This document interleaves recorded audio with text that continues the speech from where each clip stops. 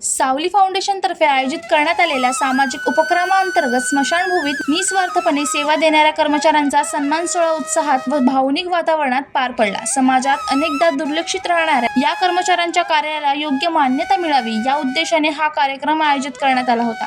या कार्यक्रमासाठी कल्याणच्या आमदार सुलभाताई गायकवाड प्रमुख पाहुण्या म्हणून उपस्थित होत्या। तसेच वाशिम येथील नामांकित वकील चेतन भोसले यांनीही आपली उपस्थिती दर्शवून उपक्रमाचे कौतुक केले। यावेळी समाजसेवक विक्रांत शिंदे, संजय मोरे आणि संजय शिर्के यांचे आभार आणि अभिनंदन केले। दानशूर प्रशांत पाटील वाशिम, गणेश रामदेव प्लाझा, सचिन चव्हाण, गडमल साहेब, पवार साहेब वसई यांचं सुद्धा अभिनंदन आणि आभार मानण्यात आले।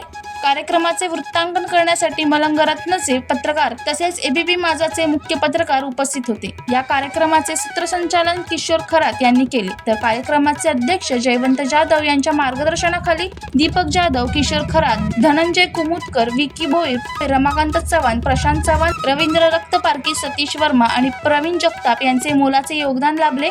यावेळी आपल्या मनोगतातून सावली फाउंडेशनच्या प्रतिनिधी स्मशानभूमीत काम करणाऱ्या कर्मचाऱ्यांच्या कार्याचे महत्त्व अधोरेखित केले।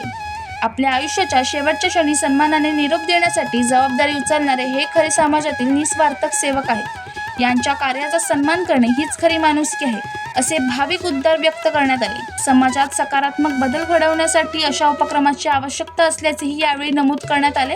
कार्यक्रमाच्या शेवटी उपस्थितांनी सन्मानित कर्मचाऱ्यांना उभे राहून टाळ्यांच्या गजरात गौरविले।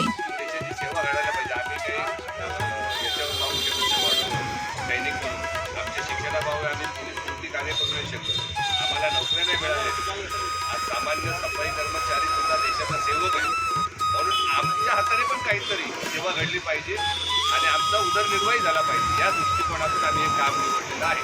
त्याबद्दल समाजाने आम्ही सावली फाउंडेशन आणि आमदारांनी जो आमचा सत्कार केला त्याच्या अगदी मनापासून धन्यवाद। ब्युरो रिपोर्ट, जनशक्ती, कल्याण।